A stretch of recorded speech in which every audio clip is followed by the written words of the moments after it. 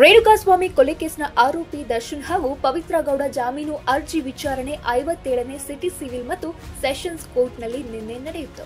ವಾದ ಪ್ರತಿವಾದ ಆಲಿಸಿದ ಕೋರ್ಟ್ ಅರ್ಜಿ ವಿಚಾರಣೆಯನ್ನ ಅಕ್ಟೋಬರ್ 4ಕ್ಕೆ ಮುಂದೂಡಿತು. ಇತರೆ ಆರೋಪಿಗಳಾದ ರವಿಶಂಕರ್, ಲಕ್ಷ್ಮಣ್ ಜಾಮೀನು ಅರ್ಜಿ ವಿಚಾರಣೆ ಕೂಡ ಮುಂದೂಡಿಕೆಯಾಗಿದೆ.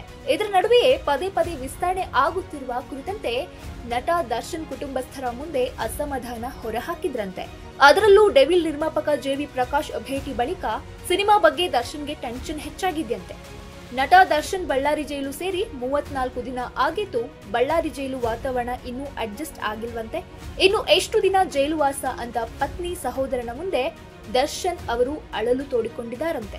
ನಿನ್ನೆ ನಟ ದರ್ಶನ್ ಅವರನ್ನ ಪತ್ನಿ ವಿಜಯಲಕ್ಷ್ಮಿ, ಸಹೋದರ ಹಾಗೂ ಸ್ನೇಹಿತ ಧನ್ವೀರ್ ಭೇಟಿಯಾಗಿದ್ರು. ಈ ವೇಳೆ ಆಪ್ತರೊಂದಿಗೆ ಸುಮಾರು ಅರ್ಧ ಗಂಟೆ ದರ್ಶನ್ ಸಮಾಲೋಚನೆ ನಡೆಸಿದ್ರಂತೆ.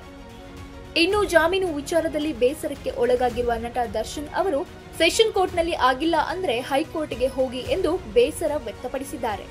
ಇದರ ನಡುವೆಯೇ ಇಂದು ಅಥವಾ ನಾಳೆ ದರ್ಶನ್ ತಮ್ಮ ವಕೀಲರನ್ನ ಭೇಟಿ ಮಾಡುವ ಸಾಧ್ಯತೆ ಇದೆ ಎನ್ನಲಾಗಿದೆ.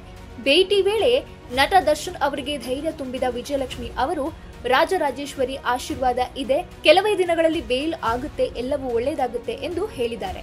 ಸಹೋದರ ದಿನಕರ್ ಅವರು ಕೂಡ ವಕೀಲರ ಜೊತೆಗೆ ವಿವರವಾಗಿ ಚರ್ಚೆ ಮಾಡ್ತೀನಿ ಎಂದು ತಿಳಿಸಿದ್ರಂತೆ. ಜೈಲುವಾಸಕ್ಕೆ ಕುಗ್ಗಿದ ದರ್ಶನ್ ಅವರಿಗೆ ಡೆವಿಲ್ ನಿರ್ಮಾಪಕ ಭೇಟಿ ಬಳಿಕ ತಮ್ಮ ಸಿನಿ ಭವಿಷ್ಯದ ಬಗ್ಗೆ ಚಿಂತೆ ಕೊಡೋಕೆ ಶುರುವಾಗಿದೆ. ಒಂದಷ್ಟು ಟೆನ್ಷನ್ನಲ್ಲೇ ಕುಟುಂಬಸ್ಥರ ಮುಂದೆ ದರ್ಶನ್ ಬೇಸರ ವ್ಯಕ್ತಪಡಿಸಿದ್ದಾರೆ.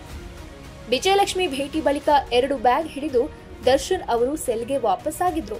ದರ್ಶನ್ ಜಾಮೀನು ಅರ್ಜಿ ವಿಚಾರಣೆ ಮುಂದೂಡಿಕೆ ಬೆನ್ನಲ್ಲೇ ಬಳ್ಳಾರಿ ಸೆಂಟ್ರಲ್ ಜೈಲಿಗೆ ಪತ್ನಿ ವಿಜಯಲಕ್ಷ್ಮಿ ಭೇಟಿ ನೀಡಿದ್ರು.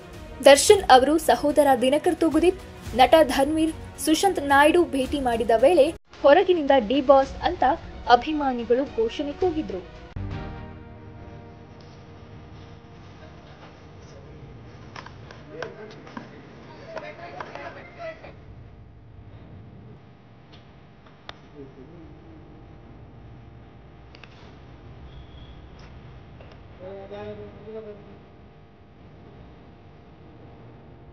ಸರ್ ಜಲ್ದಿ ಸರ್ ಹಂಗೆ ಇಡ್ತಾರೆ ಸರ್, ಹಂಗೆ ಇಟ್ಟು